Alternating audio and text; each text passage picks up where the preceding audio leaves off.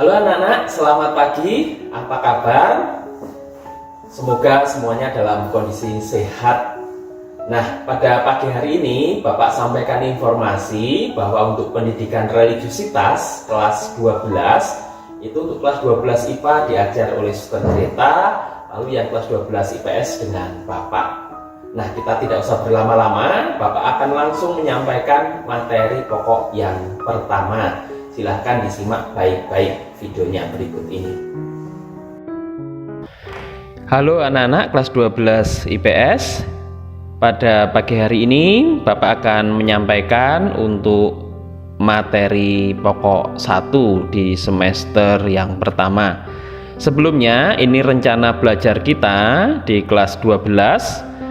Yang pertama nanti materi atau bahan untuk semester 1 itu dari materi pokok 1 sampai 7. Lalu di semester 2 hanya ada satu materi pokok, yaitu materi pokok 8 tentang persiapan hidup berkeluarga. Nah, nanti yang mau menikah ini sudah Bapak persiapkan setelah lulus SMA. Kemudian yang ketiga, untuk nilai-nilai selama PJJ semester 1 ini akan Bapak ambil dari nilai tugas. Itu ada nanti soal isai, kemudian ada soal pilihan ganda, kemudian nanti ada menulis refleksi atau cerita pribadi. Kemudian jangan lupa di kurikulum 2013 ada nilai pengetahuan dan nilai keterampilan. Lalu untuk ujian-ujian itu nanti ada nilai ujian tengah semester atau UTS, ada nilai PAS, penilaian akhir semester. Kemudian di semester kedua nanti ada ujian praktek. Nah, prakteknya itu berkhotbah nanti. Kemudian ada ujian sekolah. Nah, kita masuk ke materi pokok yang pertama. Ini godaan mengincar, Tuhan menolong. Ini materi pokok yang pertama. Nah, nanti anak-anak bisa melihat video ini ketika ada ujian PTS atau UAS, bisa kembali melihat materinya di video di channel YouTube Bapak. Nah, ini latar belakang. Kemajuan dunia dalam banyak hal membuat orang berusaha dan berlomba-lomba mencari kenikmatan hidup.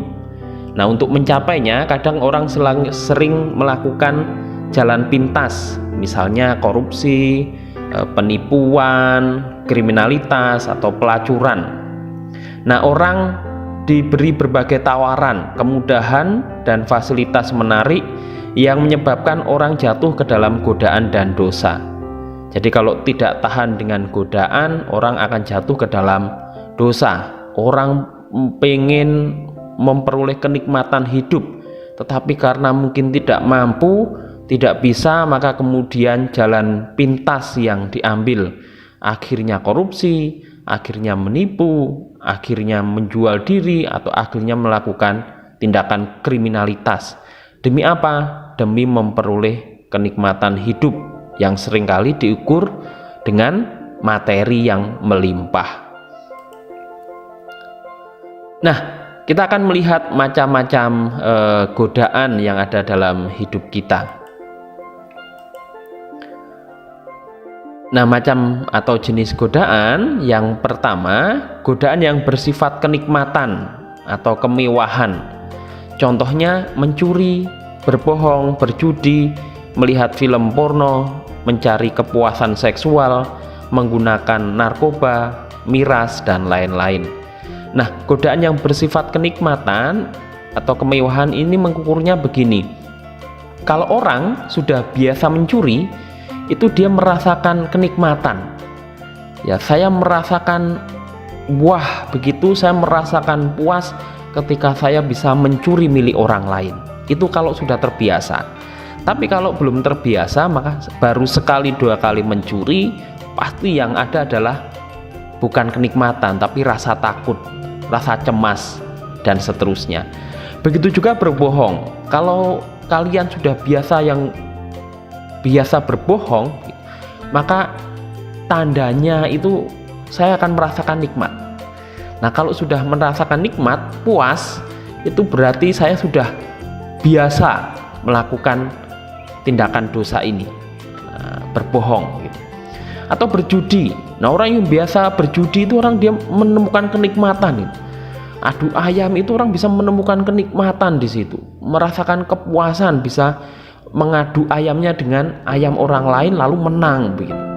Nah, itulah berjudi gitu ya. Jadi dia sudah merasakan sungguh bahwa apa yang dia lakukan ini memuaskan, menjadi kenikmatan buat dia. Nah, ini untuk kalian yang sering menonton film porno. Nah, kalau Anda menemukan di situ kenikmatan, berarti itu sudah menjadi kebiasaan. Tapi kalau Anda di situ merasa takut, cemas, jijik dan seterusnya, itu berarti belum menjadi bagian dari kebiasaan Anda. Lalu mencari kepuasan seksual menggunakan narkoba, miras, dan lain-lain. Nah, ini godaan yang pertama, godaan yang bersifat kenikmatan. Cara mengukurnya bahwa ketika orang sudah biasa melakukan dosa-dosa yang dicontohkan, itu orang merasa nikmat, orang merasakan puas bisa melakukan tindakan misalkan mencuri, berbohong, dan seterusnya. Nah, kemudian godaan yang kedua adalah godaan yang bersifat kekuasaan. Contohnya ada orang-orang yang gila kekuasaan. Karena gila kekuasaan, maka apapun dilakukan demi memperoleh kekuasaan tersebut gitu. Nanti kalau dia sudah memperoleh kekuasaan, maka dia akan menjadi penguasa yang diktator, otoriter, menindas, mengintimidasi, dan seterusnya. Jadi untuk mempertahankan kekuasaan itu, dia akan menjadi penguasa yang diktator, yang otoriter, yang mau menang sendiri, yang menindas, mengintimidasi rakyatnya gitu. Nah, ini godaan yang bersifat kekuasaan. Jadi orang gila atau haus akan kekuasaan, sampai-sampai semuanya dijual demi memperoleh jabatan tertentu. Bahkan iman pun bisa dikorbankan demi memperoleh kekuasaan atau jabatan. Nah, ini godaan yang bersifat kekuasaan. Kemudian yang selanjutnya itu godaan atas kehormatan, kemuliaan, kemegahan, atau kemasyhuran. Nah, di sini contohnya sombong, angkuh, merasa yang paling terhormat, merasa yang paling kaya, merasa yang paling cantik, paling ganteng, meremehkan orang lain. Kalau sudah merasa paling itu kemudian nanti meremehkan orang lain, menganggap orang lain lebih miskin darinya, menganggap orang lain lebih jelek darinya, ya, merasa orang lain status sosialnya lebih rendah darinya, dan seterusnya.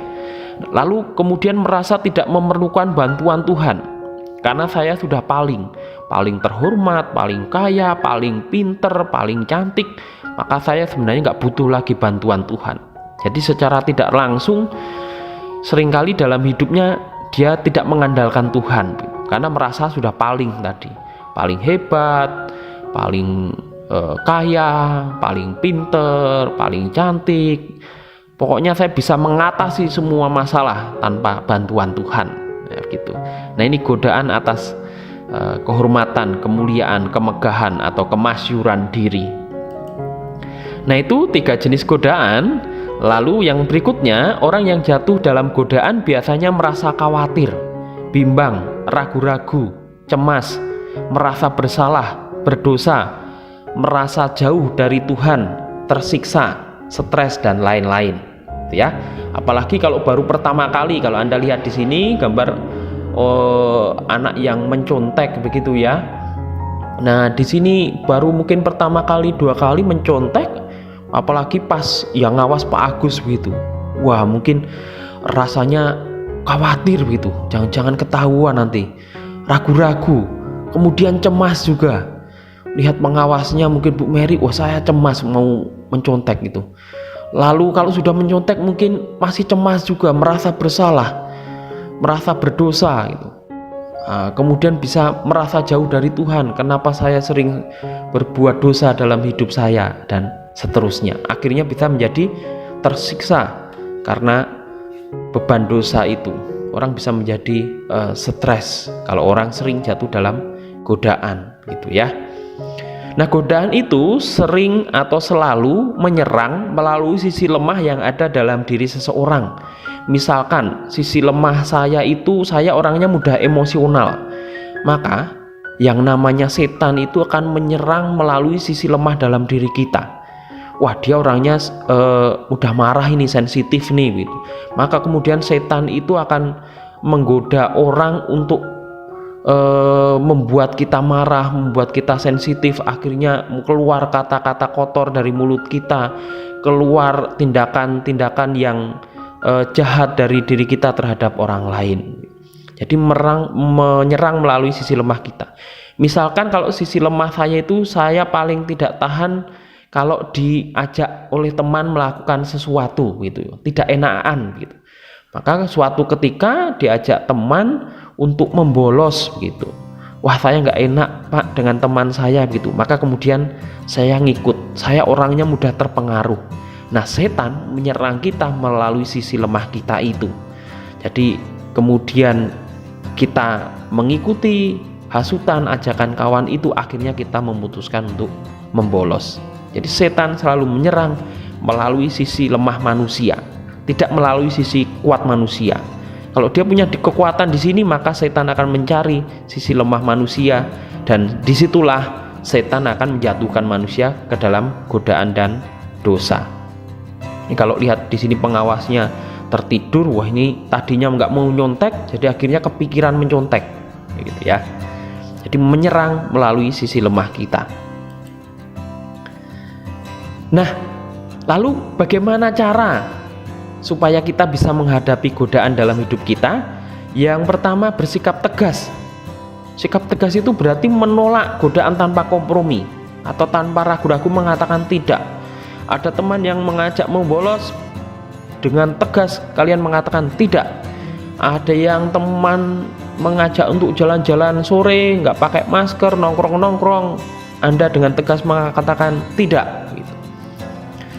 Karena akan berpengaruh terhadap hidup Anda. Sekarang banyak kasus COVID-19, kalau saya jalan-jalan keluar apalagi nggak pakai masker, nggak jelas tujuannya, maka kemudian beresiko terhadap hidup saya dan hidup orang lain. Maka dengan tegas saya mengatakan tidak begitu. Kalau ada teman ngajak saya untuk mencuri, dengan tegas saya mengatakan tidak. Nah, ini tidak gampang, tapi kalau orang punya prinsip, maka orang akan berani tegas untuk menolak segala sesuatu yang tidak baik, termasuk korupsi misalkan. Tidak ya tidak begitu, meskipun mungkin di sekitar Anda orangnya pada korupsi. Kemudian cara yang kedua adalah berprinsip. Nah, yang saya sampaikan tadi, kalau kita punya prinsip yang kuat lalu mendahulukan prioritas utama yang kita pilih, maka kita akan terhindar dari yang namanya berbagai macam godaan. Punya prinsip yang kuat. Saya ambil di sini contohnya Ahok begitu ya. Ahok pernah mengatakan begini, saya tidak akan tega makan duit rakyat seperti itu, sekalipun bukan saya yang makan. Saya disumpah untuk mempertahankan uang rakyat ketika masuk ke sini. Kalau saya harus terjungkal, tidak jadi gubernur pun saya puas. Karena dalam hidup saya tidak akan menghancurkan nurani saya. Nah, ini orang yang berprinsip. Ya, orang yang berprinsip. Disumpah untuk mempertahankan uang rakyat. Ya, tidak mau korupsi. Kalaupun saya harus tidak jadi gubernur, nggak masalah. Karena saya tidak akan menghancurkan nurani saya dengan bertindak korupsi. Nah, kita, apalagi Anda sekalian sudah kelas 12, sudah besar, sudah dewasa, harus mempunyai prinsip dalam hidup. Kalau tidak, maka kita hanya akan ikut-ikutan orang, akan hanya menjadi pesuruh orang kalau kita sendiri tidak punya prinsip. Tapi kalau kita punya prinsip yang baik, punya prinsip yang kuat, maka orang akan ikut kita, maka orang akan hormat terhadap kita dengan sendirinya. Kemudian godaan yang ketiga adalah bersikap kritis, yaitu sikap PK atau hati-hati dalam mengambil keputusan agar keputusan yang diambil itu tidak keliru. Nah, ini penting buat kita supaya apa? Sebelum mengambil keputusan tertentu itu kita pikirkan untung ruginya. Kalau saya mau mencontek itu kita pikir secara hati-hati. Apakah dengan mencontek itu saya pun untungnya lebih besar atau justru saya mengalami banyak kerugian? Ya, kita pikir hati-hati, kita berpikir secara kritis di situ. Kalau saya mencontek, saya ketahuan, pasti nilai saya akan 0. Selain nilainya 0, pasti saya juga akan dimarahi guru. Selain dimarahi oleh guru, nanti nama saya akan dipampang di papan pengumuman. Saya akan malu. Semua orang akan melihat nama saya terpampang di papan pengumuman sebagai siswa yang mencontek saat ujian. Ya, untungnya apa?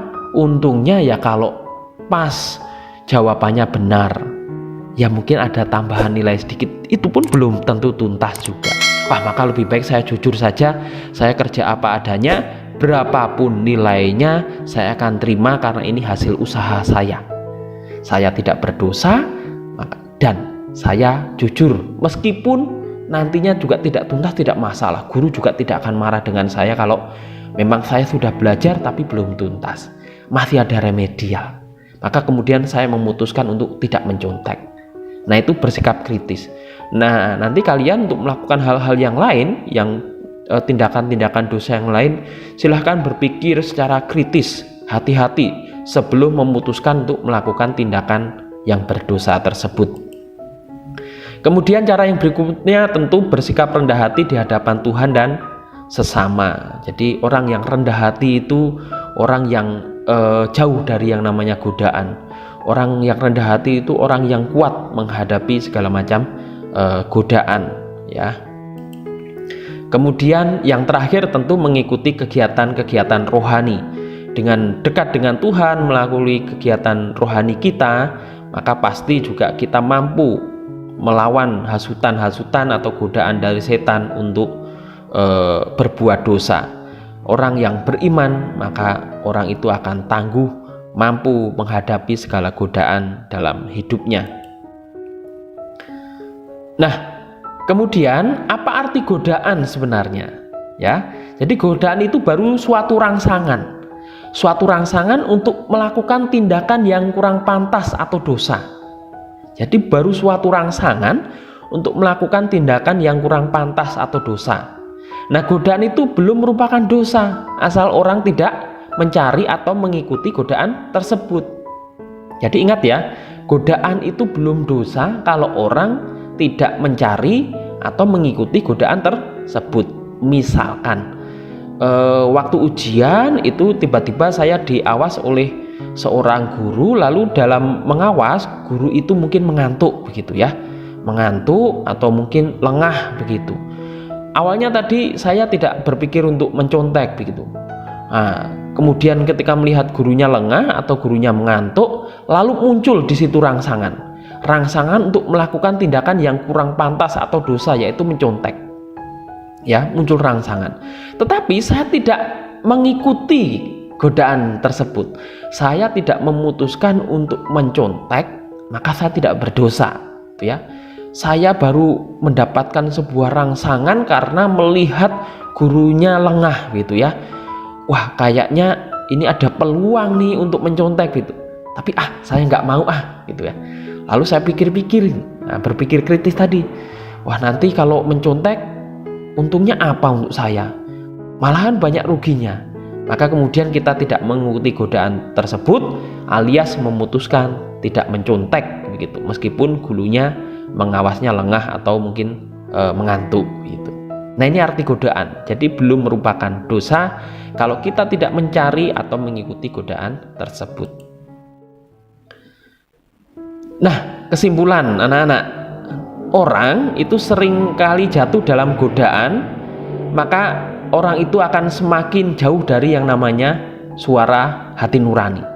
Kalau orang sudah terbiasa berbohong, orang sudah terbiasa tidak jujur, sudah terbiasa untuk mencuri, sudah terbiasa untuk mencontek, sudah terbiasa untuk menonton film porno, sudah terbiasa untuk korupsi dan seterusnya, maka orang itu akan semakin jauh dari suara hati nurani, semakin jauh dari ajaran yang baik yang diajarkan agamanya, lalu kemudian cenderung mencari jalan pintas. Maka orang yang sering jatuh dalam godaan dosa pasti dia akan juga semakin jauh dari namanya Tuhan. Ya, orang akan semakin jauh dari Tuhan, semakin jauh dari suara hati nurani yang adalah suara dari Tuhan sendiri. Maka kemudian orang akan berbohong soal SPP dengan orang tuanya, lalu stres mungkin, lalu mengatasi masalahnya dengan miras, narkoba, dan seterusnya. Nah, dengan bersikap tegas, berserah diri pada Tuhan, maka kita akan mampu mengatasi godaan di dalam hidup kita. Maka anak-anak, jika dalam hidup kalian banyak mengalami godaan dan godaan-godaan tertentu itu atau dosa tertentu itu sering saya lakukan berulang-ulang, Pak. Saya sudah mengaku dosa atau sudah menyesal, tapi saya masih lakukan lagi dosa yang sama begitu. Maka silahkan pakai 5 cara tadi atau 5 usaha tadi untuk mengatasi godaan di dalam hidup kita. Mudah-mudahan kita bisa mulai mengurangi kebiasaan buruk atau kebiasaan dosa dalam hidup kita, sehingga pada akhirnya nanti kita bisa menjadi manusia-manusia yang dekat dengan Tuhan, dekat dengan suara hati nurani kita, dan melakukan segala sesuatu sesuai dengan suara hati nurani kita.